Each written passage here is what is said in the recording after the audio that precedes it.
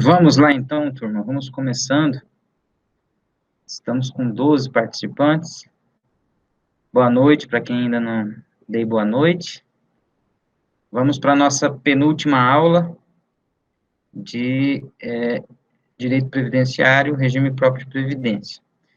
Vamos fazer só uma recapitulação de onde nós paramos. Nós começamos a falar sobre a Lei 9717, que é uma lei complementar que regulamenta os regimes próprios de previdência.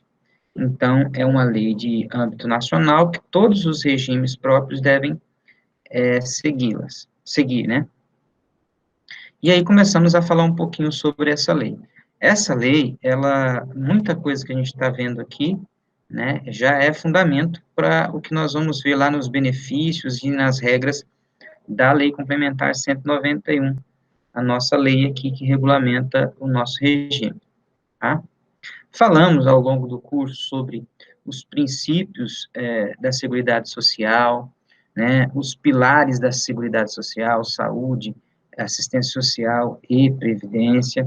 Adentramos especificamente sobre as classificações dos tipos de previdência que nós temos, dos regimes de previdência que temos, o próprio, os de caráter geral, que é do regime geral, né, os complementares, falamos sobre os regimes complementares privados, abertos, fechados, né, e adentramos agora especificamente na lei que regulamenta, falamos sobre o artigo 40, que é o fundamento de toda a previdência dos servidores públicos, né, em caráter geral, e a própria Constituição determina uma lei complementar que regulamente todos aqueles artigos lá do artigo 40, todos aqueles incisos e parágrafos do artigo 40 da Constituição. E aí, então, começamos a falar sobre esta lei, tá? As contribuições vinculadas ao Fundo Previdenciário. Aí eu fui falando alguns artigos, né, incisos, né, que deve ser, todo o dinheiro arrecadado deve ser para cobertura exclusiva dos servidores públicos, né, titulares dos cargos e seus dependentes, a transparência, né, aqui nesse inciso 6 aqui, pleno acesso dos segurados às informações relativas à gestão do regime, tá?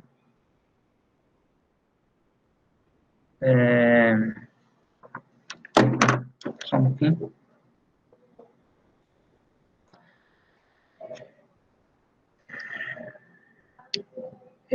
A transparência, o acompanhamento, né, dos regimes próprios, por meio de inspeções, auditorias, para verificar como está a saúde financeira de cada sistema. Tem que haver, falamos aqui sobre o controle interno, né, e externo, nesse inciso 9, sujeição às inspeções e auditorias de natureza atuarial, contábil, financeira e orçamentária e patrimonial dos órgãos de controle interno e externo. Lembro que eu falei aqui, o controle interno, ele é feito pela própria administração. No âmbito municipal, sempre há uma secretaria, ou vinculada à Secretaria de Gestão, que trata do controle interno, tá? Na União, nós temos a Controladoria Geral da União, que é o órgão que vai fazer o acompanhamento de todas as ações da administração. E também, então, tem a Controladoria Municipal também, né, que vai acompanhar isso. Além do controle interno, tem o externo, que é exercido pela Câmara de Vereadores, que tem a sua função institucional de fiscalizar o Poder Executivo. E também o Tribunal de Contas, né, do Estado, que também faz essa fiscalização, né, por meio do Ministério Público de Contas, tá? Enfim, existe todo um ordenamento, uma normativa para que se acompanhe a par e passo como que é feita a gestão desses recursos, porque se trata de dinheiro público, tá? Porque tem dinheiro tanto do ente, né, no caso do município, no nosso caso, como do servidor que ele está pagando ali tributos, né? Se é tributo, é dinheiro público, tá? É, o inciso 10 aqui dessa lei fala sobre a vedação da inclusão nos benefícios para efeito de percepção deste de parcelas remuneratórias pagas em decorrência do local de trabalho, de função de confiança ou de cargo em comissão, exceto quando tais parcelas integrarem a remuneração do servidor, tá? Nós vamos ver num artigo específico da nossa lei o que trata sobre isso aqui. Eu já andei antecipando, pessoal, que há a possibilidade do servidor autorizar, então, que desconte, né, o valor da previdência, o tributo a contribuição de previdenciária, sobre o valor que ele recebe, considerando o cargo em comissão que ele ocupa, tá? Ou gratificações que são permanentes. Então, ele pode recolher em cima desse valor, tá? Vedação de inclusão nos benefícios para efeito de percepção desde abono de permanência, falamos também disso aqui, né, o abono de permanência não haverá desconto, o servidor que já alcançou todos os requisitos para a aposentadoria voluntária, né, por tempo de contribuição, ele opta em continuar trabalhando, e aí, então, ele vai receber o abono de permanência, que nada mais é do que aquele valor que era descontado a título de contribuição previdenciária. Tá? Aplicam-se, adicionalmente aos regimes próprios de previdência, as disposições estabelecidas no artigo 6º dessa lei relativas aos fundos com finalidade previdenciária. Então, existem fundos instituídos que têm a mesma finalidade, né, fundo previdenciário. Então, aplica também essas regras. Os regimes próprios de previdência, dos entes da federação, né, eles farão a compensação entre eles. Então, aqueles casos em que o indivíduo que trouxe tempo do INSS para o município, para o nosso regime próprio, há então uma compensação, tá? Porque da mesma forma que vem gente de lá e entra no nosso sistema, tem gente que trabalha aqui e, em caso de exoneração, o que ele contribuiu aqui, ele leva para o INSS ou para outro regime próprio. Tá? Então, eles se compensarão, né, fazendo essas operações.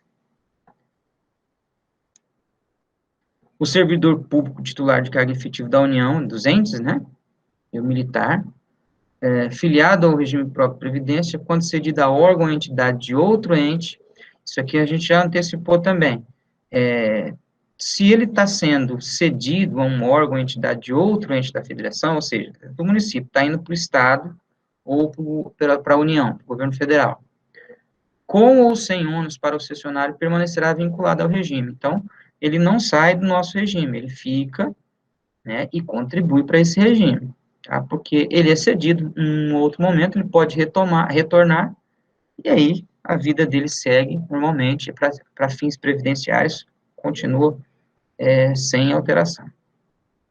A contribuição da União, dos estados, né, dos entes, de modo geral, incluindo as suas autarquias e fundações, aos regimes próprios de previdência que estejam vinculados. Seus servidores não poderá ser inferior ao valor da contribuição do servidor ativo, nem superior ao dobro desta contribuição. Então, o que ele está querendo dizer aqui? Ele já estipulou um limite para a contribuição do órgão, né? Então, o que acontece? Se a contribuição é 14% da remuneração do servidor, o ente não pode recolher menos que isso. E também não poderá recolher mais do que o dobro disso. Entendeu? Então, se é 14%, ele não pode contribuir com menos de 14%. Aí, em regra, é 22%, 22%, alguns já estão em 24%. Mas, se for aplicar essa regra aqui, o máximo que poderia ser pago a título de contribuição do empregador, no caso do ente da federação ou do órgão, da entidade, né, autarquia ou fundação, não poderia ser mais do que 28%. Isso que ele está querendo dizer aqui. Então, está estipulando um limite máximo e um limite mínimo. A União, os estados, os entes da federação, né, são responsáveis por eventuais déficits, né? Olha lá. Eventuais insuficiências financeiras do respectivo regime próprio decorrentes do pagamento de benefícios previdenciários. Então, é importante que se tenha aí a administração desses recursos pelos entes, né, que nunca pensem que não, mas com certeza tem pessoas, algumas mentes brilhantes já pensou em privatizar a gestão desses recursos, tá? E, então, não é interessante, uma vez que o ente público, né, o Estado, o município ou a União, eles são responsáveis pelo regime em eventual insuficiência financeira. Então, ele vai ter que fazer frente ao déficit, caso ocorra. Ok? Os entes da federação, até 30 dias após o encerramento de cada bimestre, apresentará um demonstrativo financeiro e orçamentário da receita e despesa previdenciária acumuladas no exercício financeiro em curso. Mais um princípio aí da publicidade, né? Da transparência do que está sendo arrecadado e o que está sendo pago, tá? Receita e despesa. As alíquotas, né, de contribuição desses servidores ativos dos estados, do distrito e dos municípios, não serão inferiores a dos servidores titulares de cargos efetivos da União. Aqui a gente falou também sobre aquele caso que houve uma mudança lá na União, né, dos servidores públicos da União, e aí, então, rapidamente, o INPCG já convocou uma audiência pública para poder tratar disso, porque se a União cobra 14%, todos os entes têm que cobrar 14% de alíquota. Então, existe aí, então vejam que a gente, em algumas situações, estamos condicionados a regras que são aplicadas à União e também condicionados a regras aplicadas ao regime geral. Por isso que nós falamos e fizemos todo aquele apresentação daquele arcabouço mais completo ali do regime geral, dos princípios, para que a gente compreenda que tudo está conectado, não está nada esparso, né? Alguns pontos que a maioria, né, está definido como algo que deve ser votado e determinado pelo Poder Legislativo local, no nosso caso, né, ou regional, no caso do Estado, tá? Os regimes próprios da Previdência Social, dos servidores públicos, não poderão conceder benefícios distintos do que está lá no regime geral, é o que estou falando. Não pode, veja que tem uma vinculação aqui com o regime geral, não se pode criar um novo benefício e esse benefício não constar lá no regime geral. Tá? Só pode ser instituído um benefício aqui se esse benefício existir lá no regime geral. Tá? Porque, de regra, os benefícios que tem lá, tem aqui também. Parágrafo único, fica vedada a concessão de aposentadoria especial nos termos do parágrafo 4º do artigo 40 da Constituição Federal, até que lei complementar federal disciplina a matéria. Isso aqui é um jogo de empurra, tá, pessoal? Porque o que acontece? A União não elaborou, ela não legislou sobre essa lei complementar federal. E na na reforma da Previdência, o que tem agora é que os estados e os municípios jogou a bola para os outros entes novamente. Então, jogou a bola para os estados e municípios e o Distrito Federal. Então, nós não temos essa lei que disciplina a aposentadoria especial. Nós vamos ver na nossa lei que a nossa lei joga a responsabilidade para a Constituição. E nessa falta de lei que foi determinada pela Constituição, cabe um mandado de junção, como já foi feito, né? Então, qual que é a regra hoje? As aposentadorias especiais, ela existe. No entanto, qual é a legislação aplicada? o STF determinou que tem que ser aplicada a lei do regime geral de previdência, porque não tem uma lei específica que regulamente a aposentadoria especial. Na falta da lei, aplica-se a lei que é aplicada ao regime geral, tá? Fica facultada à União, aos estados, só para a gente retomar, né, a aposentadoria especial é em relação a deficientes, né, servidores deficientes, ou servidores que estão expostos a agentes nocivos, agentes biológicos, químicos e físicos, tá? Tem diferenciação no regime geral para quem trabalha exposto a esses agentes nocivos, tá? Existe toda uma legislação, inclusive, aí, para saber quais são esses agentes. E quando não existe uma perícia, né, que deve ser feita para poder averiguar se o trabalhador estava mesmo exposto a estava exposto a determinados agentes. A aplicação de recursos conforme estabelecido pelo Conselho Monetário Nacional, aqui ele vem tratando aqui de algumas questões de ordem fiscal, tá? Vedação de recursos de fundos de bens, direitos e ativos para empréstimos, isso aqui, na lei, a lei ainda não foi, por que está aqui ainda? Por que a gente está falando dela? Porque ela não foi uma lei revogada, esse artigo não foi revogado, porque ele só é revogado quando existe uma lei nova que o revogue, né? Então, ele tá válido aqui, mas já foi autorizado pela emenda constitucional de reforma da Previdência que os regimes próprios poderão fazer empréstimos de qualquer natureza, tá? Para os servidores, né? A fim de fazer caixa, trabalhar como um órgão financeiro mesmo, tá? Vedação à aplicação de recursos em títulos públicos, com exceção dos títulos do governo federal. Então, isso é aplicação do dinheiro essas aplicações geram juros, renda. Então, aqui ele especifica aí pode aplicar em títulos públicos do governo federal, por exemplo, Tesouro Direto, né? Avaliação de bens, direitos e ativos de qualquer natureza integrados ao fundo, tal como eu comentei aqui também, o Instituto Previdência, ele tem bens, ele tem imóveis, ele pode administrar tudo isso, e com as rendas desses imóveis, né, o dinheiro que entra para o caixa.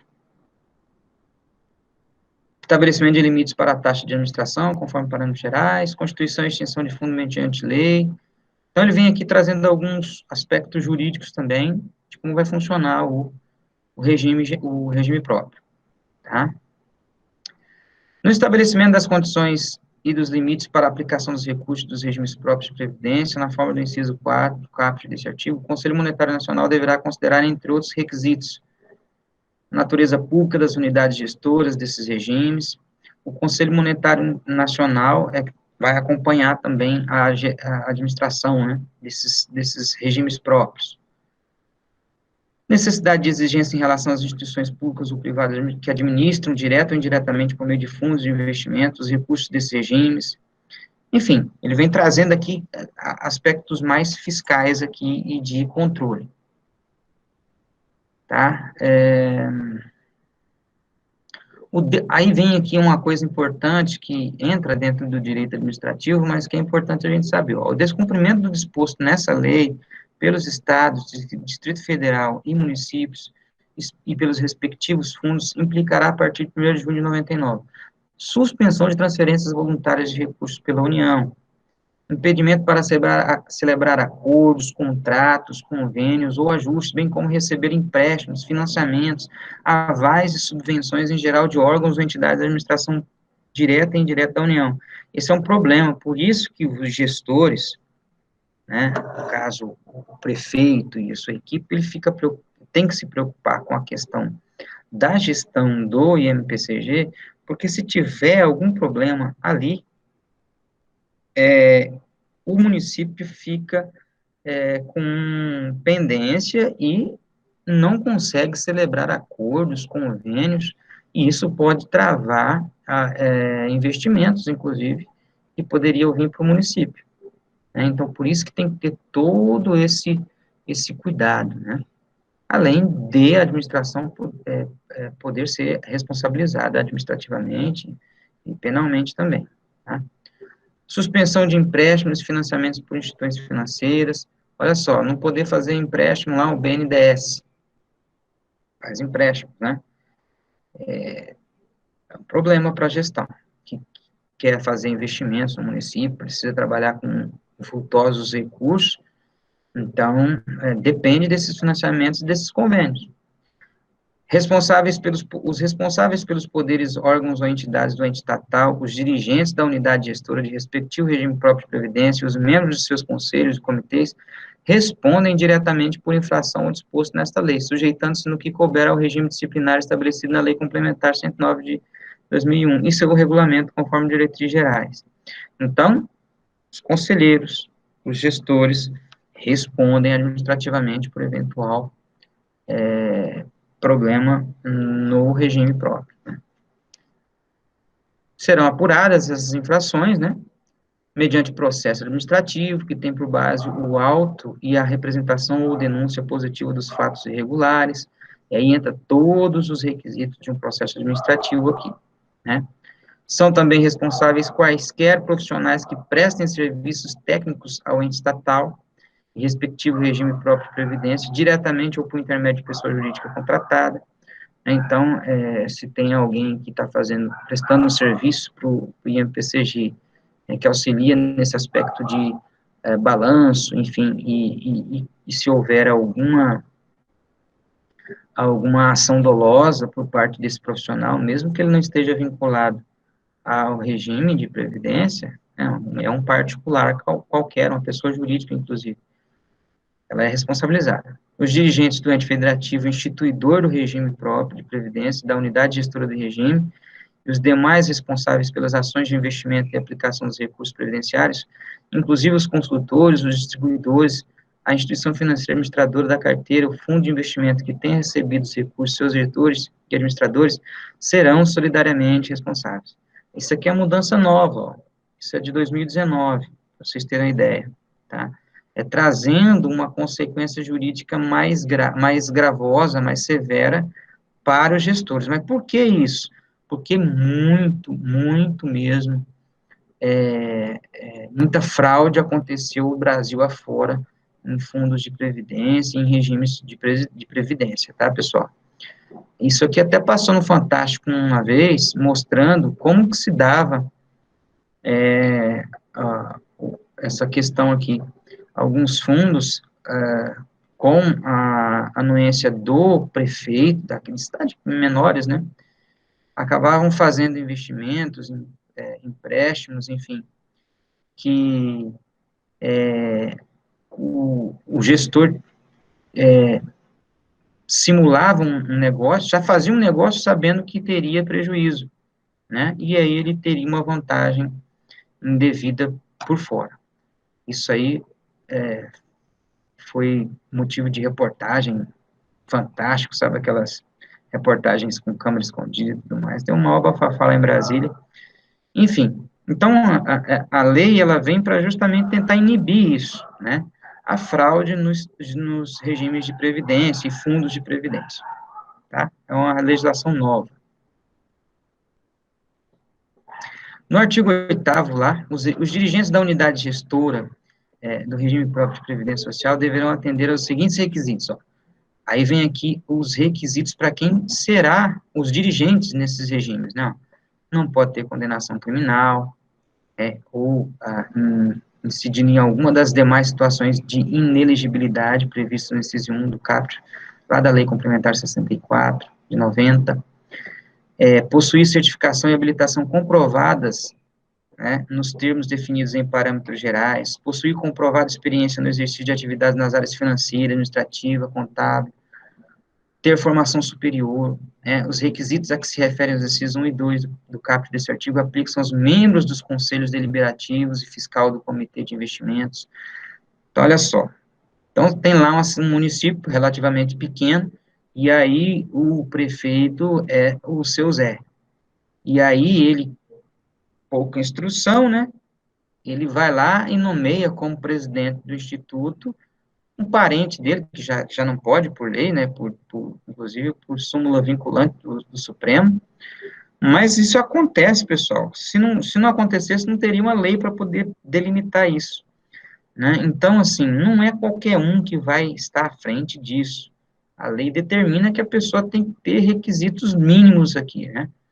Tem que ter nível superior, tem que ter comprovada experiência na área financeira, administrativa, né? Para que não fique, não seja dado a uma pessoa sem a competência necessária para administrar esses recursos, né? Até mesmo para depois não dizer que não sabia, né? Em eventual prejuízo. Compete à União, né? Pela Secretaria Especial da Previdência e do Trabalho do Ministério da Economia, em relação aos regimes próprios de previdência social e seus fundos previdenciários. Compete à União fazer a orientação, né? Publicar os parâmetros e diretrizes de como vai funcionar. Então, veja, o governo federal, por meio do Ministério da Economia, tem um controle de gestão, tem um controle mínimo, né, em relação aos regimes próprios de previdência dos demais entes, tá? A apuração de infrações por servidor credenciado e a aplicação de penalidades por órgão próprio, nos casos previstos no artigo 8 desta lei, enfim, 8º, né? Então, veja que existe um arcabouço jurídico aí para que temos aí a proteção do regime, né? Olha só, no caso de extinção do regime próprio de previdência, a União, o Estado, o Distrito Federal e os municípios assumirão integralmente a responsabilidade pelo pagamento dos benefícios concedidos durante sua vigência, bem como daqueles benefícios cujos requisitos necessários à sua concessão foram implementados anteriormente à extinção do regime próprio de previdência. Então, veja que há a possibilidade da extinção de um regime próprio. E para onde vão esses que estão? Os novos. Os novos vão para o regime geral. E os que já estão dentro do sistema ficarão a cargo do ente, né, no município, do estado, do Distrito Federal ou da União. Tá certo? Então, vamos imaginar que o município de Campo Grande resolva extinguir o nosso regime próprio. Ele vai ter que continuar pagando os benefícios que já foram concedidos, mas os servidores novos que entrarem estarão à disposição do regime geral. Tá? Terá que contribuir lá. Ok? Essa é a regra geral dessa lei 9717. Agora vamos adentrar a nossa lei.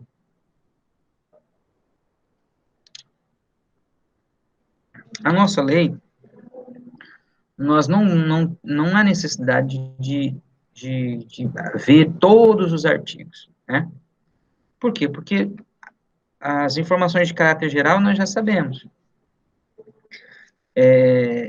Então, eu vou colocar aqui alguns pontos que são mais relevantes, né? Algumas coisas que são corriqueiras no nosso dia a dia, os benefícios em espécie, né? Quais são os benefícios que nós temos direito, né? Algumas inovações, algumas coisas que estão específicas na lei, artigos que estão válidos, né?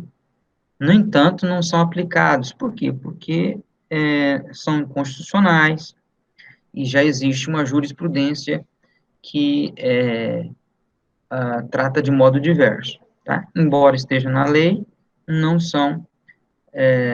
tem eficiência prática, tá? Porque existe jurisprudência que entende de modo diferente, para melhor, inclusive, né? Então, vamos lá. O Previcamp, né, tem por finalidade assegurar aos seus beneficiários prestações de natureza previdenciária no caso de eventualidade que interrompam, reduzam ou façam cessar seus meios de subsistência. O Previcamp é o nosso regime, tá? A gente fala em INPCG, o INPCG é um instituto que administra o Previcamp, tá certo? Nós não temos, no regime geral, nós temos o regime geral de previdência, que é administrado pelo INSS. O nosso INSS aqui é o Previcamp, tá? A gestão do Previcamp é de competência do Instituto Municipal de Previdência, como eu acabei de falar. Né? Olha, é de 61 essa lei. Fundamenta-se nos princípios inscritos lá no artigo 40, que nós já falamos, né? E as emendas constitucionais posteriores, e legislação infraconstitucional pertinentes à sua organização e funcionamento, que é essa que acabamos de ver. Com base em normas gerais de contabilidade e atuária, para garantir o seu equilíbrio financeiro e atuarão as seguintes diretrizes. Aí ele vem repetindo aqui até algumas coisas que estava lá na 9717. Realização anual de avaliação atuarial, então todo ano tem que fazer um levantamento. Financiamento mediante recursos provenientes do município e dos trabalhadores, né, dos servidores, aposentados e pensionistas, é daí que vem o dinheiro. Cobertura exclusiva para servidores públicos, né, e os seus dependentes. Pleno acesso dos segurados às informações relativas à gestão, olha lá, repetindo o que está lá na lei que regulamenta, né, a transparência, publicidade. Registro contábil individualizado das contribuições de cada servidor. Então, o administrador da nossa Previdência, ele tem que ter lá o quanto que eu, Deroci, contribuí ao longo da minha vida funcional, no mês tal, do ano tal, tudo exatamente lá, devidamente anotado, até mesmo porque são informações que serão de suma importância na hora de aposentar. Eu já falei para vocês que lá no meu INSS, que é um programinha do INSS, né, você tem lá o registro de todas as contribuições suas, tanto nos regimes próprios, quanto no regime geral. Então, você vai ver lá suas contribuições no município, suas contribuições quando você estava na iniciativa privada, se você tem outro vínculo, em outro ente, está tudo lá, tá? Mas se está tudo lá, o governo tem acesso às informações de que você trabalha em vários regimes de previdência, que você contribui para vários regimes de previdência. E eles autorizam a aposentadoria, os benefícios dos três regimes? Sim, porque não tem nada fora da lei, está tudo dentro da legislação. Né? Então, é legal o acúmulo, por exemplo, desde que existe a compatibilidade, né, exista a compatibilidade, você pode aposentar por cada um dos regimes. Um pelo INSS, um pelo geral, um pelo município, um pelo estado, um pela União.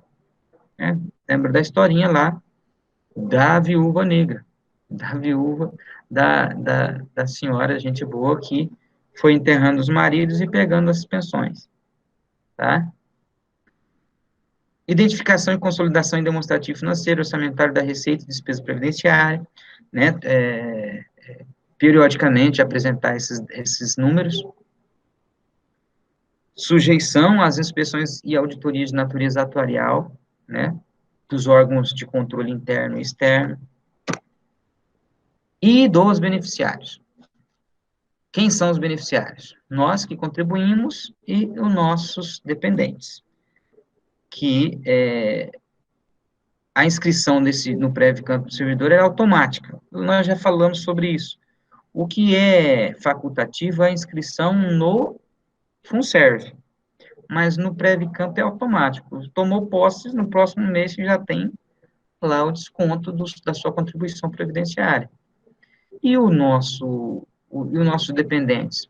Eles devem ser feitos pelo segurado. Então, eu tenho que ir lá no INPCG, apresentar a documentação, olha, eu tenho um dependente, ou às vezes na própria secretaria, né, você declara lá que é dependente, tá? Ah, mas não deu para fazer a declaração.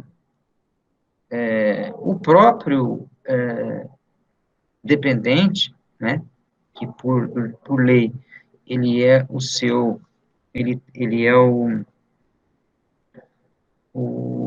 que irá receber a herança, né, é o seu herdeiro necessário, esse é o termo correto, ele pode ir lá no regime e ele não vai ter prejuízo em relação a isso, né?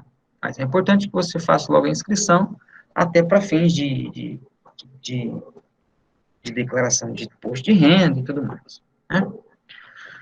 São segurados do Prévio-Campo os servidores titulares do cargo efetivo do Poder Legislativo e dos órgãos da administração direta, das autarquias e das fundações públicas do Poder Executivo. Então, o trabalhador lá da Câmara dos Vereadores, eles estão vinculados ao INPCG, ao Prévicamp, aliás, né, ao Prévicamp. O servidor da GETRAN, da EMA, né, das fundações municipais, Fundação de Esporte, né, Fundesporte, enfim, as autarquias, fundações, né, estão vinculadas ao Prévicamp. É para lá que vai o dinheiro da Previdência, né, da contribuição previdenciária. Na hipótese de acumulação remunerada, o servidor efetivo será assegurado obrigatório em relação a cada um dos cargos ocupados. Olha que interessante isso aí. Então, se eu tenho 2 cargos na prefeitura de professor, né, cada um segue lá, vai ser descontado na medida de cada vínculo, né? E você é aposentado pelos vínculos. Aposentei um vínculo, se você entrou depois, tem que aguardar para aposentar o outro vínculo, e assim por diante. Cedido ao órgão ou entidade de administração direta e indireta de outro ente federativo com ou sem ônus para o município. Então, olha lá o que estava lá na lei que regulamenta, na lei geral. Se eu estou cedido para outro ente da federação, vou continuar no mesmo sistema, né, no mesmo regime. Não vou migrar também. Senão ia virar um samba de crioulo doido, já pensou? O cara é cedido para a União, aí começa a contribuir lá. Aí ele volta para o município, volta para cá. Aí vai para o Estado, porque tem muita gente que é cedido para órgãos diferentes ao longo da carreira, né? Eu sempre digo que tem que tomar cuidado com isso também, né? Principalmente se você tem um regramento diferenciado, como os professores, né? Saiba que você perde, né, aquela aposentadoria que é específica para, eu não digo especial para não confundir com a outra, né?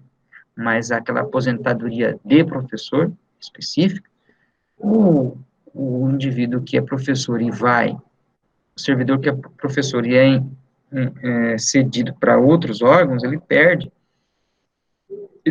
esse benefício, né?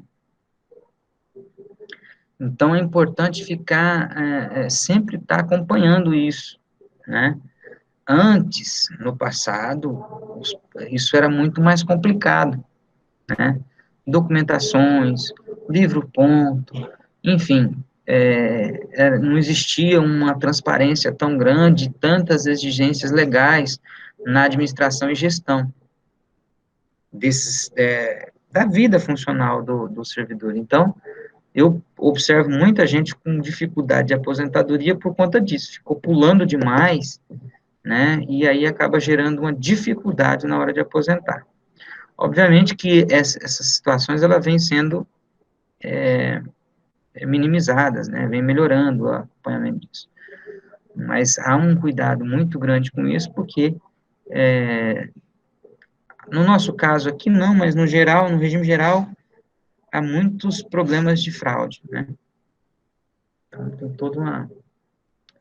Vamos lá, tem uma pergunta aqui, o Paulo Portugal. Boa noite, eu sou dentista e aposentei de um vínculo na aposentadoria especial, seguindo as regras do regime geral. Não consegui a paridade, entrei na justiça para obter este direito. A paridade, Paulo, ela tem um regramento nessa lei aqui, tá? A paridade e a integralidade, elas são para servidores que entraram até 2003, né? Até 19 de dezembro de 2003, salvo engano. Quem entrou antes disso tem direito à integralidade, né? E à paridade. Ou seja, aposenta com a remuneração que estava ganhando à época e toda vez que tiver aumento para o servidor ativo, tem para o aposentado. Mas isso é só para quem foi até esse período, quem entrou até essa data. Os que entraram depois não têm mais direito a isso. Tá? Se você se enquadra nesse quesito, né, com certeza fez bem em entrar na justiça, porque existe um mandamento legal para isso, né? Não sei se eu respondi o Paulo, mas é isso mesmo. Tá? Se está dentro dessa regra, nós vamos mais à frente falar um pouquinho sobre isso, né? E aí nós vamos ver melhor isso aí, tá? Tem essa regra de paridade e integralidade. Quem entrou depois de 2003 não tem direito a isso. Você sempre vai ter aí uma renda aí de 80%, ou, nunca vai ser a remuneração que você está ganhando atualmente, tá? Sempre para baixo, tá?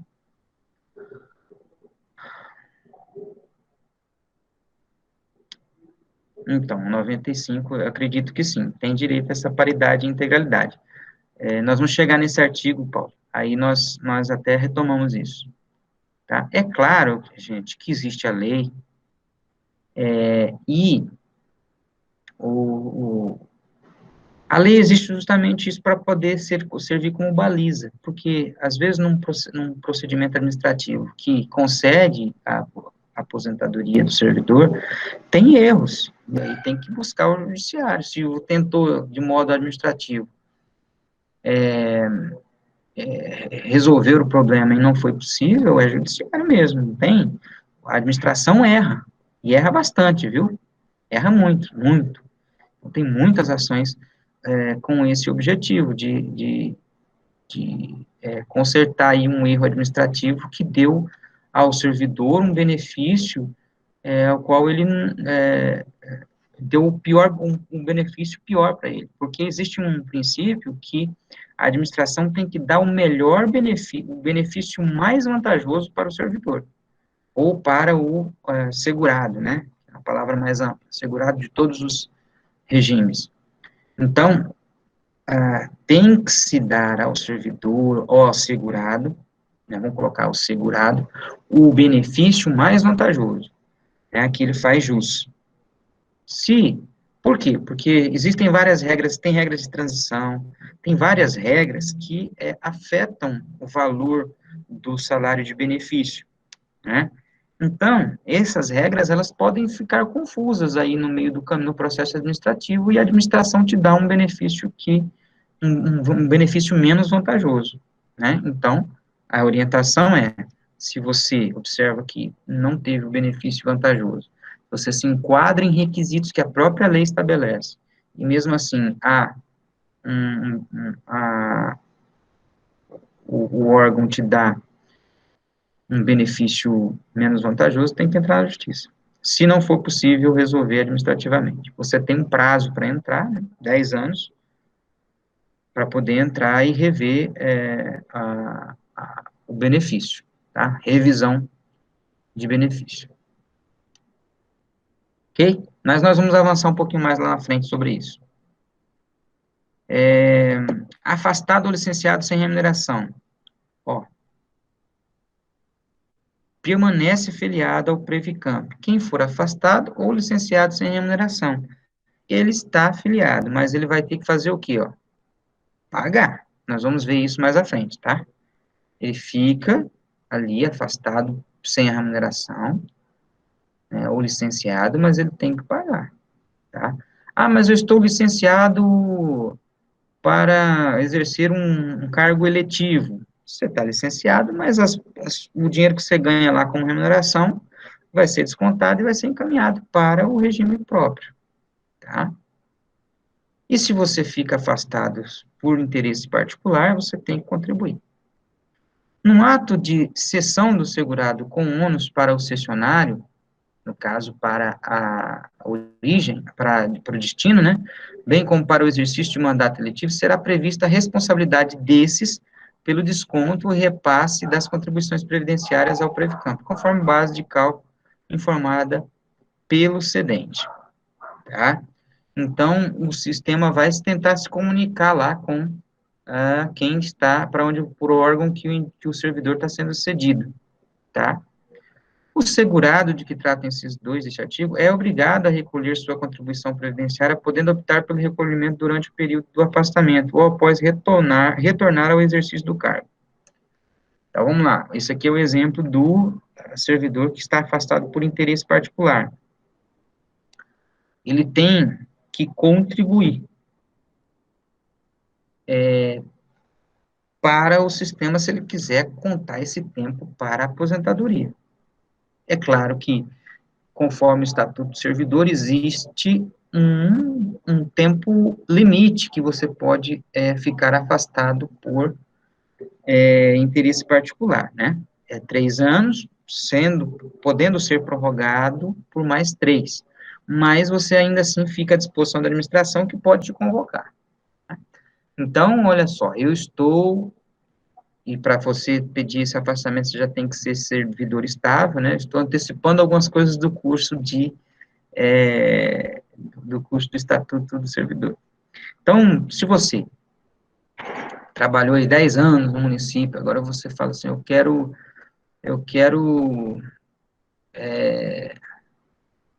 sair pelo mundo, vou para Portugal, trabalhar um tempo lá, né? Ou apareceu uma oportunidade extraordinária para eu trabalhar na iniciativa privada, ganhar muito bem, enfim, há casos, né? E aí a pessoa pode fazer isso, interesse particular, ou quero passar uma temporada na Europa, fazer um doutorado, mestrado, enfim. E aí o servidor, ele tem essa opção de pagar mês a mês a contribuição, e veja, não é só a contribuição dele, nós vamos ver isso mais à frente aí. Ele tem que pagar a contribuição dele e a que era voltada para o município. Então, se o município paga 22%, você mais 14%, você soma aí 22 mais 14, em cima da sua remuneração básica. E aí você recolhe. Então, fica pesadinho, mas se a pessoa for se afastar para uma oportunidade de trabalho em que se ganhe mais, eu acho interessante você pagar. Pode pagar quando retomar, pagar tudo uma vez, ou negociar com a administração do previdenciária, né? No caso, o INPCG, você vai lá e negocia e vai pagando ao longo do tempo, né? O que não pode, que é vedado, é você tentar trazer do regime geral tempo de contribuição nesse período que você estava afastado. Não pode. Já vi gente tentar fazer isso, indeferido, e a pessoa fica. Porque às vezes a pessoa demora para ver isso, quando vai ver isso já está próximo de aposentar, ela já, né, pensou que aquele tempo poderia ser contado e não pode. Né? Aí, não, você pode, se você recolher os atrasados, você pode, mas aí o valor às vezes fica muito alto. E eu sempre oriento, eu falo, olha, você tem que colocar na ponta da caneta, fazer o cálculo. Porque às vezes compensa você levantar esse dinheiro e pagar os atrasados e já aposentar, e com o dinheiro da aposentadoria você paga esse empréstimo, vamos colocar assim, e já aposenta. Dá para fazer isso também, né? Aí vai depender da situação de cada servidor, mas para não deixar acumular, eu acho que é interessante o servidor que pegou o afastamento e quer manter-se filiado, para quando ele retomar, ele não ter prejuízo para fins previdenciários. Para fins de promoção ele vai ter, mas para fins previdenciários não, tá?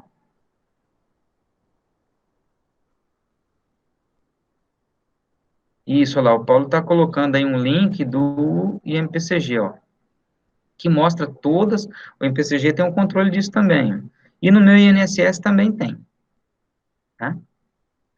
É de responsabilidade do servidor cedido ou licenciado para o exercício de mandato eletivo acompanhar o cumprimento deste. Olha só, eu tinha até comentado isso. O servidor, ele tem que ficar atento, ele tem responsabilidade de acompanhar o cumprimento disso.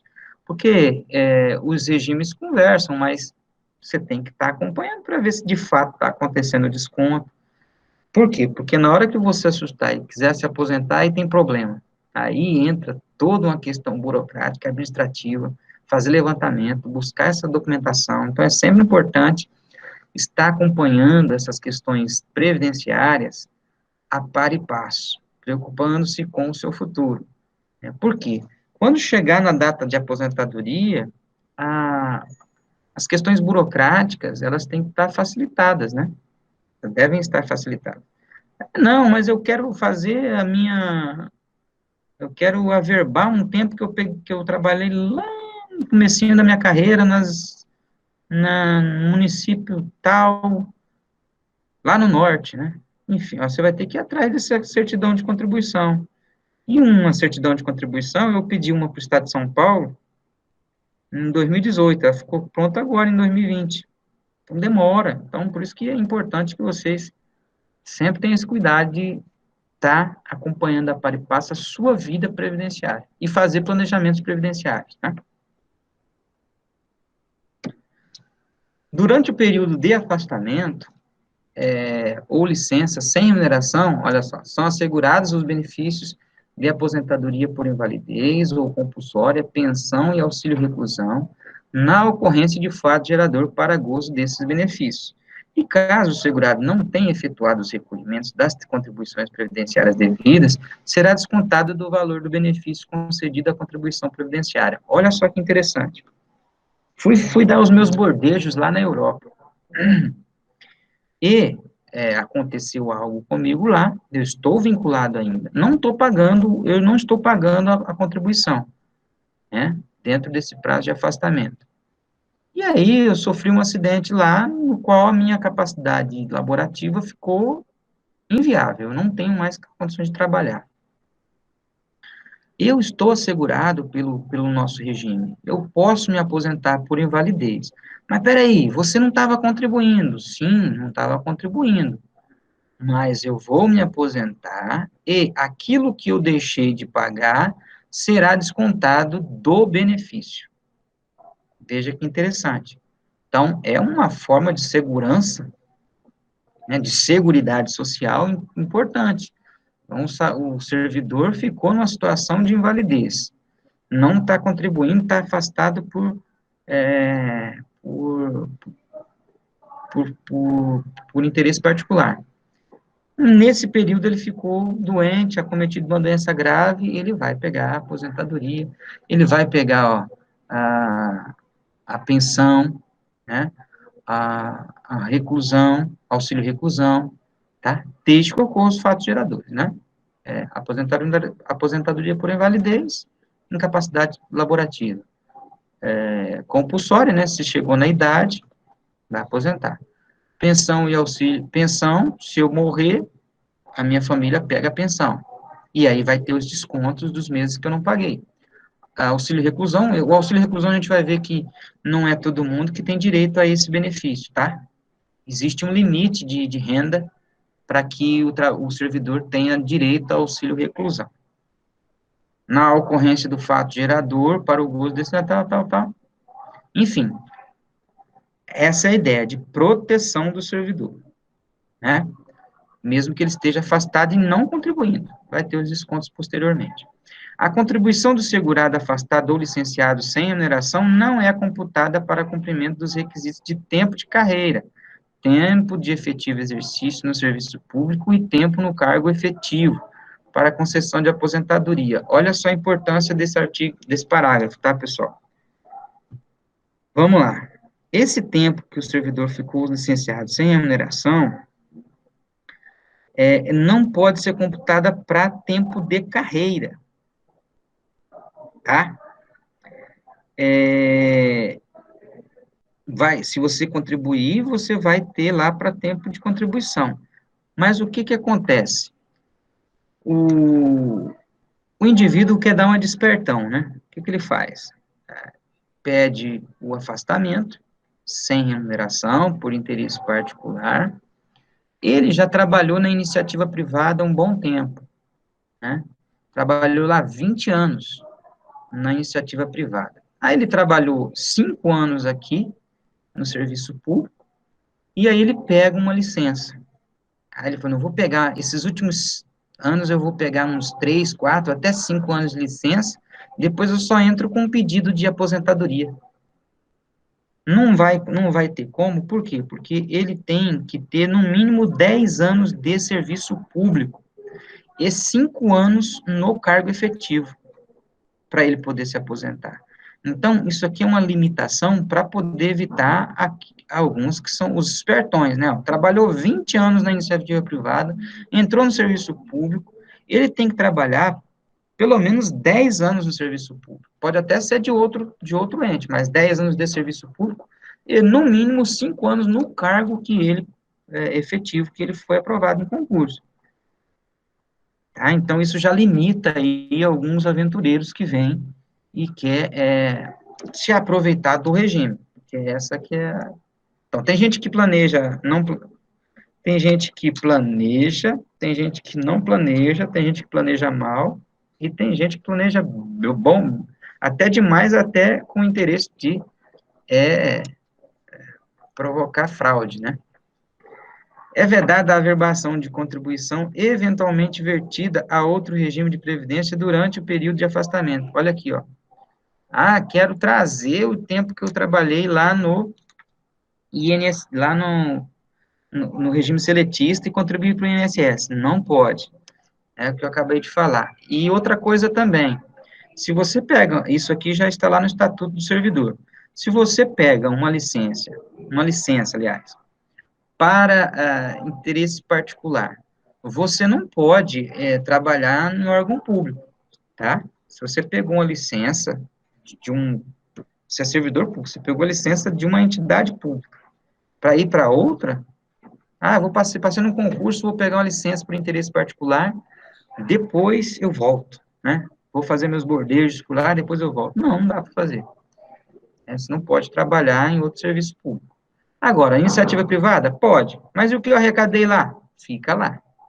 Posso usar esse tempo que eu arrecadei lá para aposentadoria, para aposentar lá? Pode. Tá? Pode. Veja que interessante, né? Período de graça. Vamos entender o que é isso aqui. Olha que legal isso aqui. Isso aqui é bom, um benefício interessante para nós. Eu já cheguei a falar alguma coisa sobre isso. Lá no regime geral também tem o período de graça. E nós aqui, do regime próprio, também temos. Tá? O servidor que for exonerado. Olha só, pessoal. Agora são 7 horas. Para a gente parar nesse tópico, não ficar picado, né? Vamos fazer um intervalinho rapidinho, depois a gente volta explicando isso aqui. O que eu peço para que vocês façam? A nossa tutora, ela vai postar aqui um link, né, para poder fazer, aqui, ó, já está postando aí, postou novamente. A avaliação do curso está vinculada a essa avaliação o certificado que os colegas vão ter direito. Então, é importante que os colegas façam a avaliação do curso, tá? Por meio deste link. Podem fazer nesse intervalo ou ao longo do curso aí, para que para que todos cumpram esse requisito básico aí, tá bom? Então, por gentileza, por obséquio, que nem diz o nordestino, façam essa avaliação, tá bom? Daqui a pouquinho a gente volta nesse tópico, tá bom? Uns 5 a 10 minutinhos de intervalo.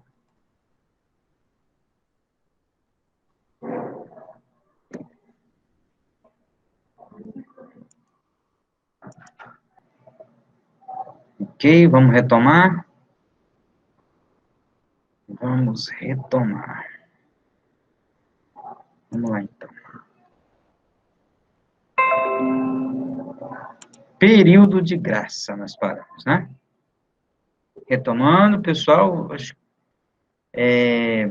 o link da avaliação, só para lembrar mais uma vez, quem não fez, fazer, acho que vocês já fizeram, né?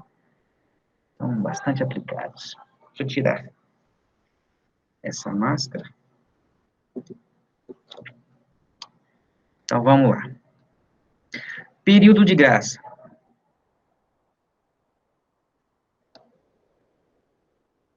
O microfone funcionando normalmente, né? Todos estão me ouvindo? Então, vamos lá.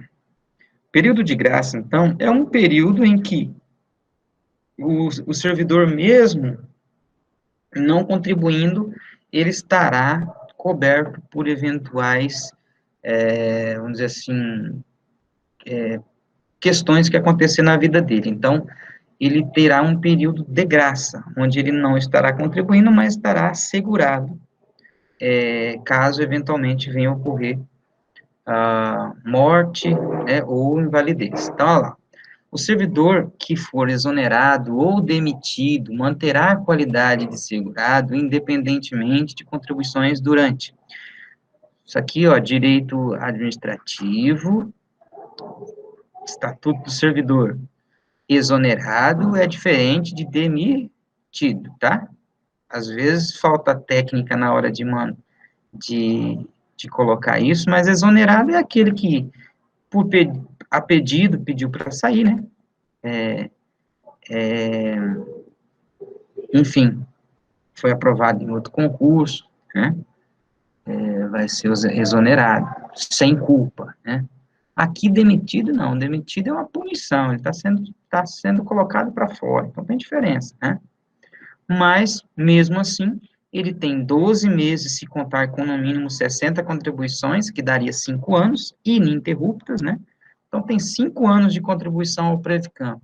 Você terá aí um período de graça de 1 ano, 12 meses.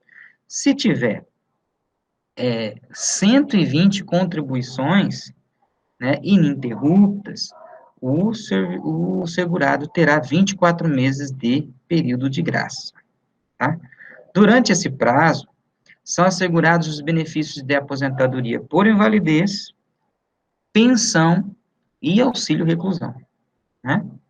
Então, eventualmente, o servidor saiu, foi demitido daqui, logo em seguida se envolveu no mundo do crime, ele ganhava um certo limite, hoje é em torno de 1.400 alguma coisa, 1.300 alguma coisa, é que cada ano o INSS estipula um novo valor, eu acredito que já está em 1.400 alguma coisa, que é o limite o que eles chamam de abaixo remuneração para pessoas, situação, esqueci o termo agora, né? Mas que é considerado baixa renda, né? Vamos colocar assim, abaixo desse valor, tá? A contagem dos prazos desse artigo inicia-se a partir da data de exoneração ou demissão. O período de manutenção de qualidade do segurado não é considerado como tempo de contribuição. Ah, eu passei esse período de graça, eu pedi exoneração, aí depois eu voltei para o sistema. Esse tempo que eu ficou aí, essa janela, conta como contribuição? Não, ela só conta como período de graça, né? Se eventualmente acontecer uma dessas situações aqui com o ex-servidor, né? Se ele está diante do fato gerador, né? Qual que é o fato gerador? Ficou incapaz, morreu, ou foi preso, né? São beneficiários do Previcamp, na condição de dependente de segurado, o cônjuge, companheira ou companheiro, ó, legal, isso aqui que já estipula aqui uma igualdade, né? Os parceiros homoafetivos que mantêm sociedade de fato com o segurado e o filho não emancipado, menor de 21 anos de idade ou inválido, ou que tenha deficiência de natureza física, mental, intelectual ou sensorial que os torne absoluta ou relativamente incapaz, assim declarado judicialmente. Então, essas pessoas aqui que devem configurar como dependentes, tá? Os pais sem rendimentos próprios e sem amparo de outro órgão previdenciário, sem rendimento próprio e sem amparo de outro órgão previdenciário, que vivam sob a dependência econômica do segurado. Tá? O irmão não emancipado, menor de 21 anos de idade ou inválido, ou que tenha deficiência de natureza física, mental, intelectual, sensorial, que torne absoluto e relativamente capaz, assim declarado judicialmente, sem rendimentos próprios e sem amparo de outro órgão previdenciário, que viva sob a dependência econômica do segurado. Então, considera-se companheira, aqui, é interessante, né? Considera-se companheira ou companheiro a pessoa solteira, separada judicialmente, ou por escritura pública, ou viúva que mantém união estável com o segurado. Veja bem, ó, companheiro ou companheiro. Pessoa solteira, que está divorciada, separada, né, judicialmente, ou por escritura pública, no caso do divórcio extrajudicial, né, ou viúva, que mantém união estável com o segurado. Aí ele vem explicando tudo isso aqui, porque o que tem de avião que quer pegar lá a pensão da professora, a pensão, né, do professor, e às vezes não faz jus. Entende-se por união estável a entidade familiar entre o homem e mulher, configurada na convivência pública, contínua e duradoura, e estabelecida com o objetivo de constituição de família. Tem que ser pública, duradoura. Considera-se sociedade de fato, para os efeitos dessa lei, a convivência pública, contínua e duradoura entre parceiros homoafetivos, que se assemelha à união estável. Então, é aqui ele diferencia a união estável de homem e mulher, que se assemelhe, e para sociedade de fato, no caso dos homoafetivos, nos termos do parágrafo anterior. Ele diferenciou, né? Mas todas têm que ser convivência pública, contínua e duradoura. Né? Equiparam-se aos filhos nas condições do inciso 1 desse artigo, o enteado, o tutelado, desde que comprovada a dependência econômica, que não possuam bens e recursos suficientes para o próprio sustento, nem amparo de outro órgão previdenciário. Tá? Observado o disposto no parágrafo 4º, a dependência econômica das pessoas indicadas nesse inciso 1, é presumida e das demais deverá ser comprovada. Vamos voltar lá no inciso 1. O que é presumida? Isso aqui é presumida. Meu dependente, presume-se, o cônjuge é dependente, a companheira é dependente, companheiros, parceiros, né? O filho, né? Os outros têm que ser comprovados. Né? Então, o irmão tem que ser comprovado. Né? Os pais sem rendimentos próprios, tem que ser comprovado.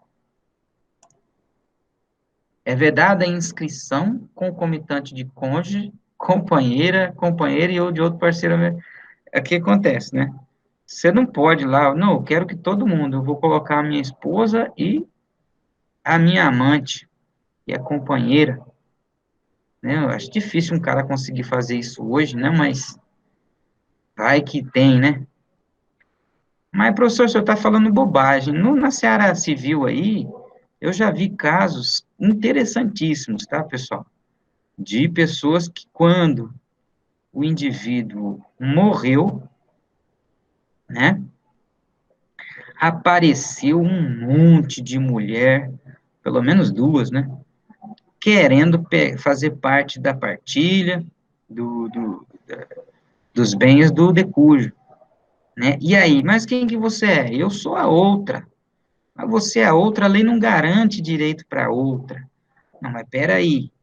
Ele tinha uma esposa, tinha lá sua esposa, todo mundo sabia, era oficial, mas ele também me tinha como companheira, porque todo mundo sabia, era uma convivência frequente, pública, e eu era tida como uma esposa dele nesse local, companheira dele nesse local. E aí, o que acontece, pessoal? A justiça acaba dando parte E se ficar comprovado que, ao longo do período em que aquele indivíduo que faleceu conseguiu oferir patrimônio, né, na constância dessa união, de fato, né, dessa união estável, com essa outra, porque eu não sei como é que o cara conseguia fazer, mas já houve casos nesse sentido. E não é coisa assim, tão difícil de acontecer, não. Hoje, talvez, né? Hoje está mais difícil, hoje as redes sociais estão muito complicado, mas um pouco no passado aí, sim, né? O pessoal mais clássico ainda vivenciou isso. E aí o que acontece? A justiça deu direito para a segunda esposa, ou segunda companheira, para vocês terem uma ideia de como é que no direito 2 mais 2 às vezes não é 4, né? Os dependentes indicados no inciso 1, 2 e 3 deste artigo que tenham assegurado a prestação de alimentos arbitrada judicialmente sendo considerados credores de alimentos. Também vão entrar aqui como dependentes, né? Então, a pessoa é credora de alimento, morre lá o servidor, e aí, a partilha da pensão, a gente vai falar sobre isso lá na pensão, mas divide para todo mundo, né? Desde que efetivamente comprovado, já houve casos de dividir a pensão, o cônjuge e a outra. Já pensou? Que raiva que dá, então, pessoal? A senhora está lá em casa, crente que só existe ela na vida daquele indivíduo. Aí, quando o cara bate as botas, chega lá a informação de que, olha, a pensão que lhe cabe, que caberia a você integralmente, não mais caberá. Por quê? Porque surgiu uma outra aí dizendo que era companheira, inclusive tem filhos e comprovou que dependia financeiramente do seu falecido marido. E então entrou na justiça e vai ter que rachar a pensão. Que situação, né? Acontece. A existência de dependentes em um dos incisos desse artigo exclui do direito aos benefícios dos dependentes previstos nos incisos anteriores. Então, primeiro, aqui é um benefício, existe uma ordem, né? Existe uma ordem. Então, primeiro, são os primeiros beneficiários, cônjuge, companheira, companheiro, filhos. Depois, nessa ordem, é que vai tendo a preferência. Ok? Opa, lá. Para o cônjuge, por nulidade, a perda da qualidade de dependente ocorre para o cônjuge por nulidade ou anulação do casamento, por separação judicial, escritura pública ou por divórcio. Aqui antigamente, pessoal, a legislação diferenciava separação judicial e depois o divórcio. Então, era necessário, tinha um tempo, a justiça exigia que as pessoas que estavam colocando fim no relacionamento matrimonial, que elas ficassem separadas judicialmente. O juiz, então, separava judicialmente. Vocês devem ficar separados. Aí, depois de 2 anos de separação, de fato, vocês querem se separar mesmo? Não querem mais nada juntos? Não, então agora vamos fazer o divórcio. Né? Mas houve mudança na legislação, não existe mais isso. Se eu caso hoje, se eu quiser amanhã lá me divorciar, eu vou, inclusive vou num cartório mesmo, sem precisar. Se não tiver direito de menor, né, e não tiver nenhum tipo de lide, né, não tiver briga, tiver de modo consensual, vou num dia, caso num dia, no outro me separo, sem problema nenhum, né? Por quê? Porque, inclusive, para a mulher isso era muito complicado, né? Até algo assim, vocês sabem que em legislações passadas aí, o indivíduo que matava a esposa que estava traindo, ele tinha vantagens penais em relação a isso. Ele não poderia. Muitos saíram até absolvidos do crime, né? Graças a Deus a coisa evoluiu, né? Hoje, mas tá me traindo. Não, se o cara pegou a esposa traindo, paciência, né?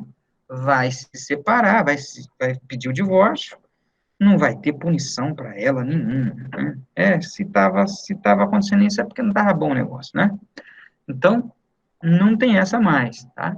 Então, nesse caso aqui, se ocorreu o divórcio, a separação, né, perde a qualidade de dependente. Isso é interessante, por quê?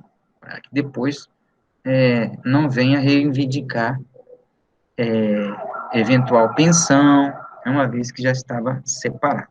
Para companheiro ou companheiro pela cessação da união estável, a vida com o segurado ou segurada.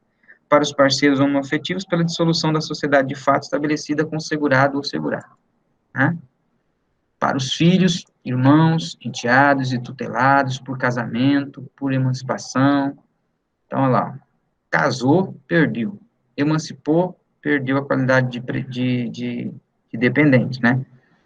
Ou ao completar 21 anos de idade. Salvo se, se o filho for inválido, né, tiver deficiência, ele vai ser o seu dependente. Por óbito, né, morreu alguém, morreu um dependente, para o inválido, se cessar a invalidez, né, o filho lá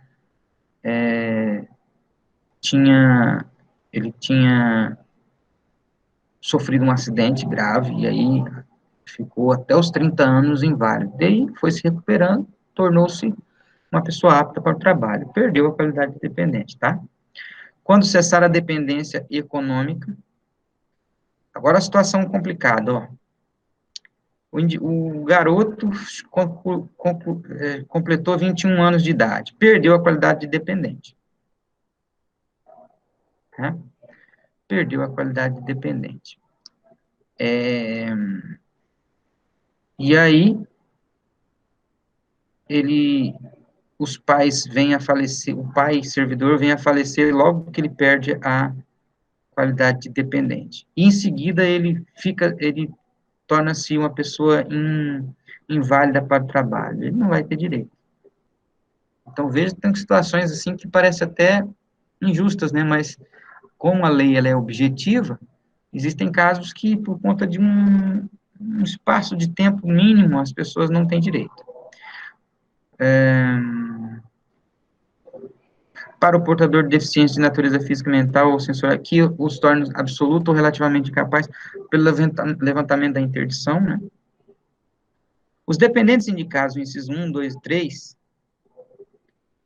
deste artigo, que têm assegurado a prestação de alimentos arbitrada judicialmente, são considerados credores de alimentos. Né? Tem direito, então. A existência de dependentes em um dos incisos deste artigo exclui do...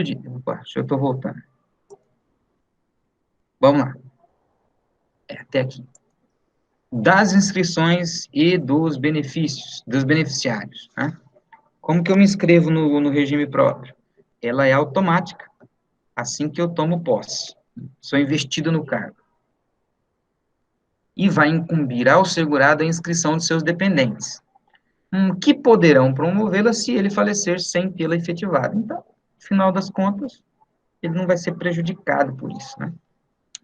Mas é sempre bom já estar lá. A inscrição de dependente inválido requer sempre o quê? Comprovação por perícia. Vai ter que passar pela perícia. Olha, eu tenho um filho que é inválido. Perícia. Para que ele esteja lá apto, né? Caso venha a faltar, o servidor falecer, ele vai ser o, o beneficiário da pensão. As informações referentes aos dependentes deverão ser comprovadas documentalmente.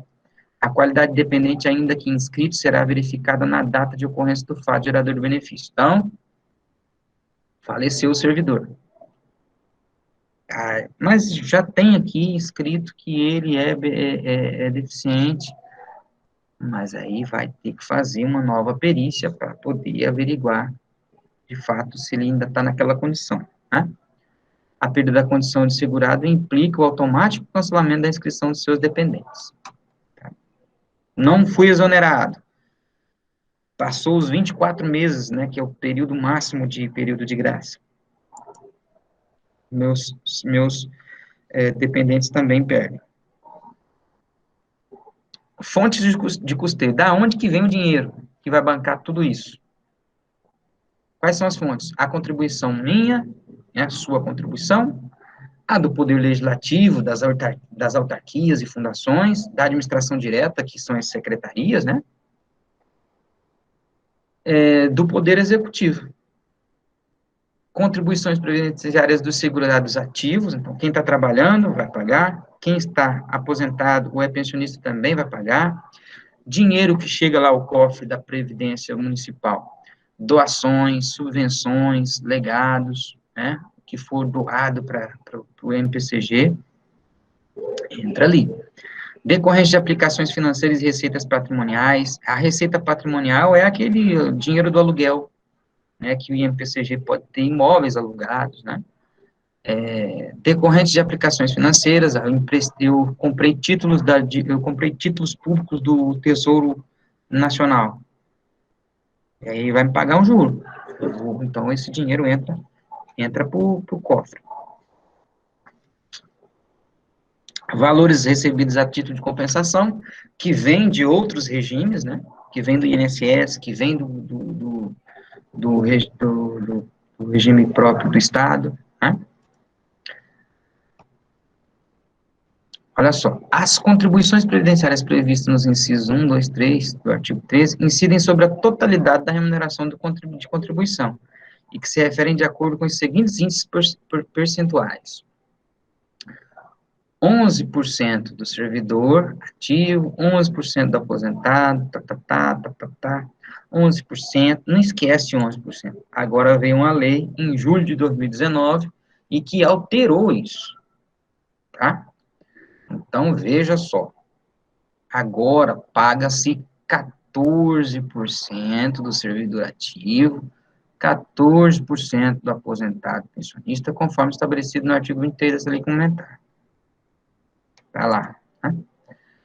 22% do poder legislativo, dos órgãos da administração direta, das autarquias e das fundações públicas do poder executivo, sobre a remuneração de contribuição dos segurados integrantes dos respectivos quadros. Ok? Então, é 14% nosso, 22% do ente ou do órgão, né, da administração, direta ou indireta. Bom,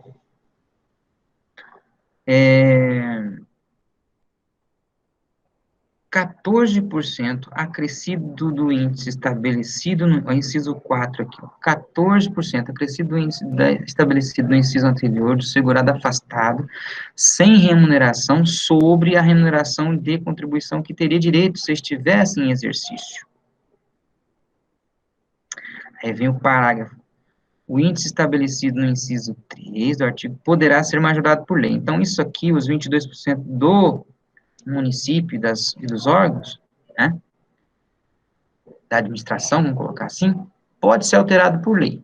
Então, isso aqui pode aumentar, tá? Aqui ele fala o seguinte, ó,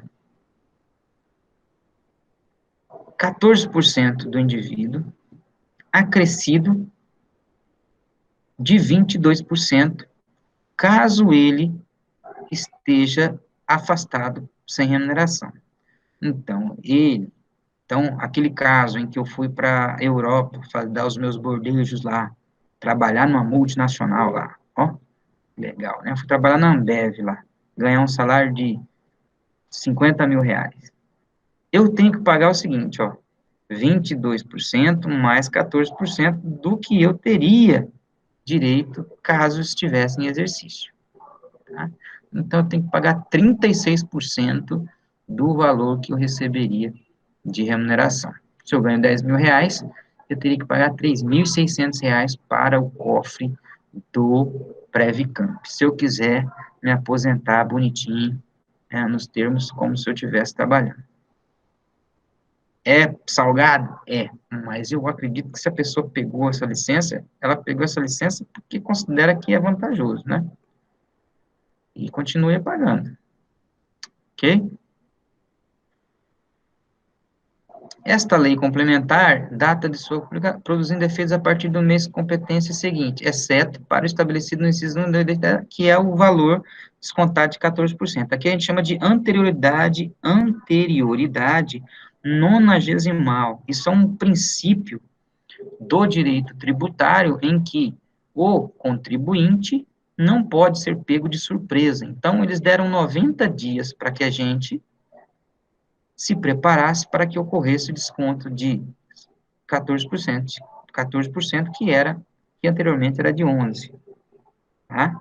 É o princípio da anterioridade nonagesimal. Ou também existe o princípio da anterioridade anual, que poucos utilizam, mas é anterioridade de exercício, que só pode valer no ano seguinte. É o caso, por exemplo, do imposto de renda.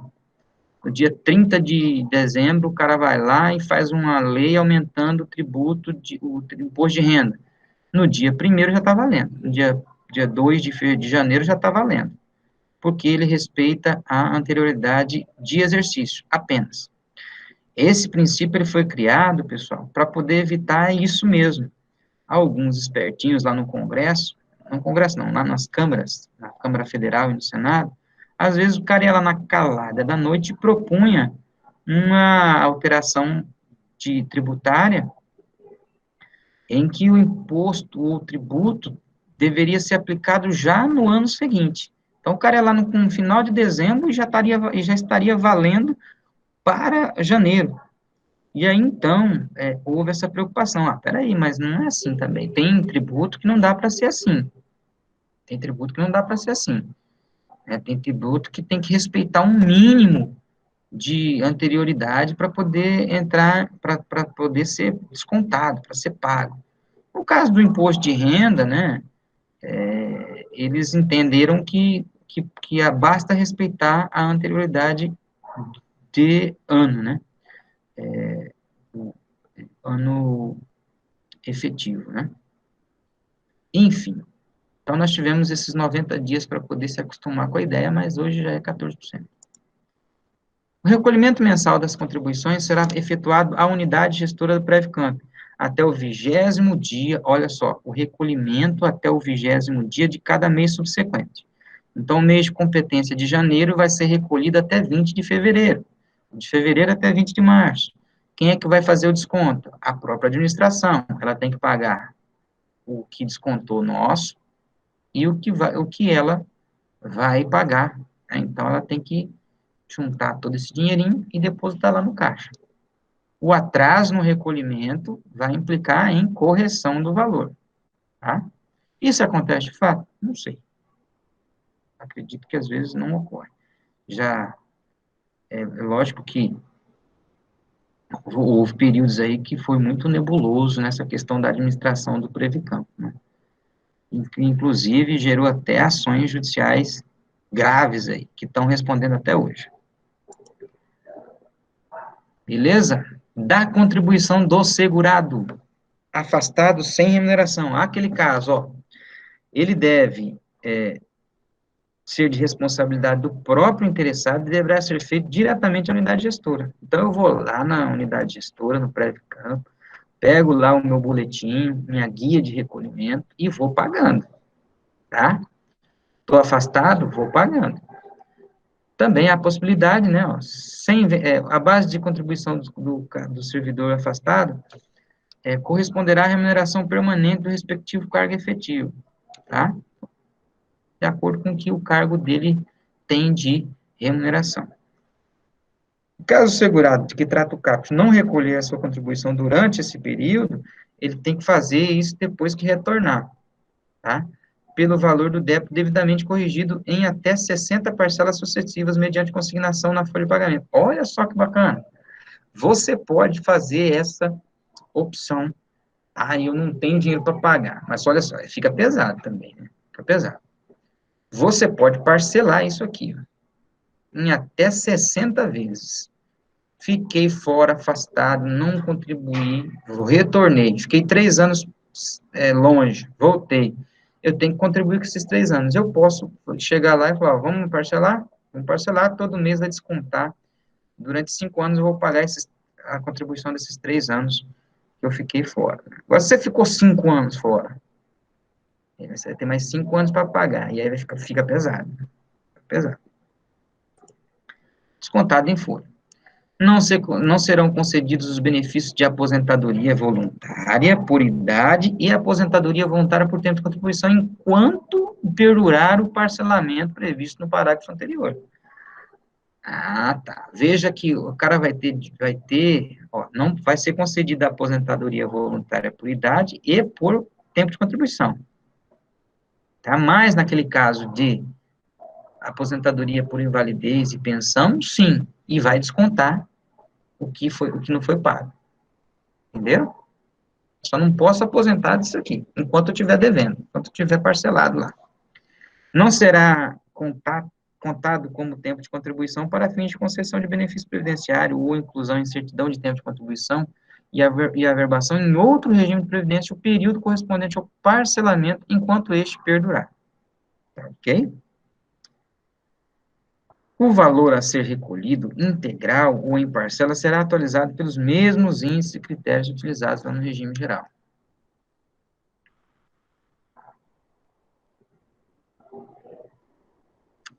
Ok?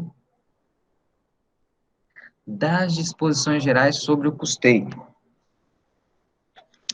É vedado, é de responsabilidade do município a cobertura de eventuais insuficiências. Lá na lei que regulamenta já estava exposto isso, né?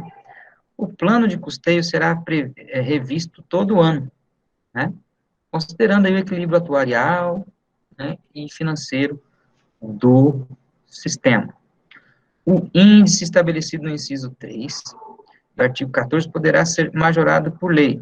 O plano de amortização de eventual, esse aqui que ele está falando, é a contribuição do município, né, dos órgãos do município. Ela pode ser majorada. Está repetindo aqui. O plano de amortização de eventual déficit técnico do Previcamp, apurado mediante avaliação atuarial anual e formalizada no demonstrativo de resultado da avaliação atuarial, será estabelecido por ato do prefeito. Então, a prefeitura aqui dá a última canetada. Não haverá restituição de contribuições. Olha só, quero meu dinheiro de volta. Somente haverá essa restituição casos de recolhimentos indevidos, caso em que o valor será atualizado na forma do parágrafo único, desde que requerida no prazo de 5 anos, contados do mês subsequente ao do desconto indevido.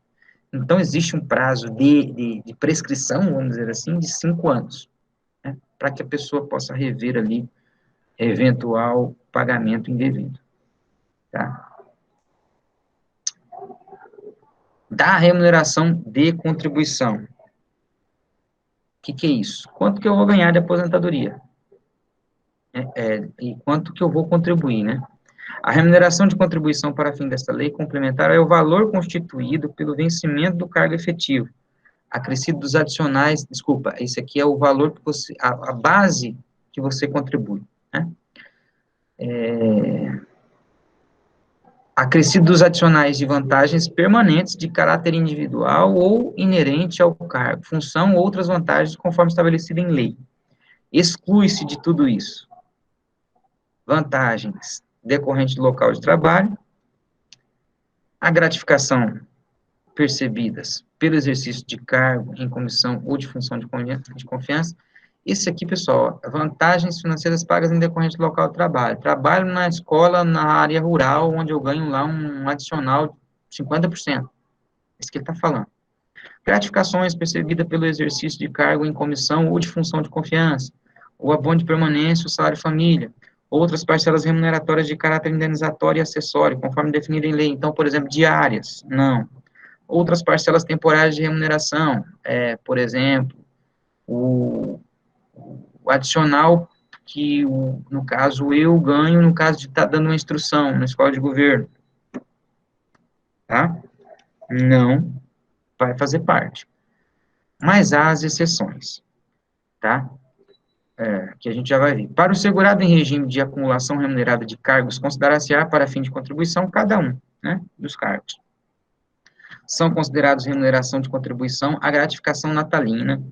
Então, há o desconto sobre o seu 13º, o salário maternidade, o auxílio-doença e os valores pagos ao segurado pelo seu vínculo funcional com o município em razão da decisão judicial ou administrativa. O segurado poderá optar pela inclusão. Aqui vem aquela questão lá. O segurado poderá optar pela inclusão na remuneração de contribuição de parcelas salariais referidas nos incisos 1 e 2, que é esse aqui, ó. Vantagens financeiras em decorrência do local ou gratificações de cargos em comissão de função de confiança. Então, você pode optar, ó, pela inclusão dessa remuneração, né, para efeito de cálculo do benefício a ser concedido com o fundamento dos artigos 26 e 33, respeitada a limitação estabelecida nos parágrafos 8º do artigo 70 desta lei. Respeitados o que diz esse parágrafo 8º? É o limite, o teto de remuneração dos servidores do município, que é o salário do prefeito, tá? Então, tem gente, professor, que ganha mais do que o prefeito? Não deveria. O único que ganha mais do que o prefeito é o procurador do município, tá? Os únicos, os procuradores do município. Mas por quê, professor? Por conta de decisão do Supremo Tribunal Federal, que estabeleceu um limite do valor pago aos desembargadores do Tribunal de Justiça, é o mesmo valor, é o teto, né, para os procuradores do município. Entenderam? Ah, mas por quê? A briga era feia, né? Por quê? Porque tem gente que quer que o seu salário seja elevado, e alguns merecem, né? Porque eles que trazem caixa. Existe um tratamento diferenciado para os que trabalham na parte fiscal, né? Porque eles estão trazendo dinheiro, então eles têm alguns incentivos para que busquem sempre trazer economia para o município e também gerar caixa. Tem esse tratamento. A administração fiscal, tributária, ela tem essa vantagem, inclusive constitucional. Né? Bom, enfim, o limite é o salário do prefeito. Né? Já pensou se o limite fosse o salário do professor? Os professores iam ganhar bem, né? A gratificação natalina será considerada para fim contributivo, separadamente da remuneração de contribuição relativa ao mês em que for paga. Então, todos os meses, de janeiro a dezembro, você vai pagar. E ainda vai pagar no 13º, tá? A contribuição previdenciária de que trata o inciso 2, do artigo 14, incidirá sobre o valor da parcela dos proventos que supere o limite máximo estabelecido para os benefícios do regime geral. Tá? Quando o beneficiário for portador de doença incapacitante, a contribuição prevista neste artigo incidirá apenas sobre a parcela de proventos que superar o dobro do limite máximo previsto no caput. Então, tem um benefício aí para quem é portador de doença incapacitante, tá? A contribuição incidente sobre o benefício de pensão terá como base de cálculo o valor total desse benefício, antes de sua divisão em cotas, respeitada a faixa de incidente que tratam o caput deste artigo. O desconto para a Previdência será rateado entre os pensionistas na proporção de sua cota parte. Então, vamos lá, o cara faleceu, o servidor vai ter direito à pensão. Essa pensão será dividida em cotas para os seus herdeiros, né, ou dependentes. Então, os descontos, né, serão proporcionais a cada cota. Ok? Agora vem um plano de benefícios. Quais são os benefícios que nós temos direito? Né? Veja que depois que nós estudamos o fundamento legal, o fundamento constitucional, legal, a lei fica fácil, porque a gente vai deslanchando aí, ó. Requisitos, desde que preenchidos os requisitos legais, esses são os benefícios que nós servidores temos. Quanto ao segurado, né, ó, aposentadoria por invalidez, aposentadoria compulsória, que eu chamo de expulsória, né, aposentadoria voluntária por tempo de contribuição, voluntária por idade, especial, auxílio-doença, salário maternidade, salário família, Quanto ao dependente, pensão por morte e auxílio reclusão. O dependente vai ter direito a esses benefícios. O restante são o próprio segurado. Tá certo? Nós vamos ver uma a uma. Né? A aposentadoria dos segurados do Previ-Campo reger-se-á pelas normas constitucionais, lá do artigo 40, infraconstitucionais, que é o artigo, a Lei 9.717, e outras, né, que podem vir a alterar esta, quando atendidos cumulativamente os requisitos para o respectivo direito assim considerados. A data de preenchimento do requisito constitucional de idade mínima, nos casos de aposentadoria voluntária por idade, a data de preenchimento de ambos os requisitos constitucionais de idade mínima e tempo de contribuição, nos casos de aposentadoria voluntária por tempo de contribuição, a data de preenchimento do requisito constitucional de idade nos casos de aposentadoria compulsória, a data de publicação do ato, exceto no caso de aposentadoria compulsória. Nós vamos ver uma por uma, e aí isso ficará melhor explicado em cada benefício, né? Concorrendo às condições para aposentadoria voluntária por tempo de contribuição ao segurado com invalidez permanente ou com 70 anos de idade, ter-se-á presumido o pedido de aposentadoria na primeira condição. Então, vamos lá. O cara já tem condição para aposentar voluntariamente, né? Mas aí ele ficou doente, ficou incapacitado. Ele não vai aposentar por invalidez, porque ao mesmo tempo ele tem a condição já para se aposentar, então ele vai ser aposentado pela condição que ele já tem, então não vai ser por invalidez. Eu estou pegando lá, estou com abono permanência, fiquei doente, vou me aposentar por invalidez? Não, você já tem os requisitos, você vai aposentar pela a primeira condição, né? Aposentadoria, que o requisito se alcançou primeiro. No caso, é tempo de contribuição. O tempo de carreira exigido para a concessão de aposentadoria deverá ser cumprido no município de Campo Grande. Ele está dizendo que aqueles 5 anos, né? Tem que ser aqui. O tempo de efetivo exercício no cargo em que se dará a aposentadoria deverá ser cumprido no cargo efetivo do qual o segurado seja titular, na data imediatamente anterior à concessão do benefício. Tá? Conta-se como tempo de efetivo exercício no serviço público o tempo de exercício de cargo efetivo, função ou emprego público, ainda que descontínuo, na administração direta, indireta, autárquica ou fundacional de qualquer ente da federação. Então, tempo de efetivo exercício no serviço público. Como eu falei para vocês, o requisito é 10 anos no mínimo de serviço público e 5 anos no cargo efetivo.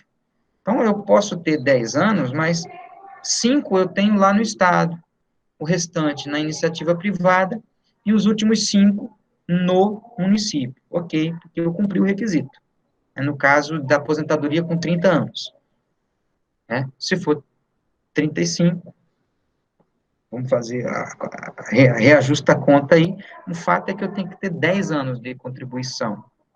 10 anos de contribuição como servidor público, pode ser 5 em outro ente, mas os últimos 5 no cargo a qual eu estou me aposentando. Beleza? Vamos ver aqui.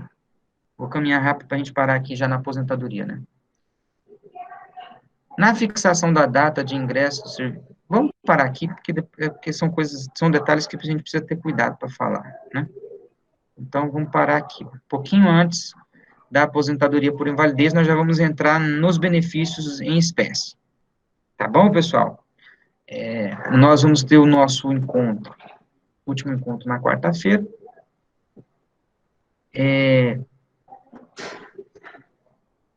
Eu acredito que todos já fizeram lá a avaliação, né? A chamadinha, né? A lista de chamada também acredito que foi feita. Então, na próxima aula, a gente conclui o nosso curso, terminando aqui com os benefícios em espécie e algumas informações mais relevantes em relação à legislação municipal que trata do nosso regime de previdência, tá? Um grande abraço e até a próxima. Tem alguma dúvida?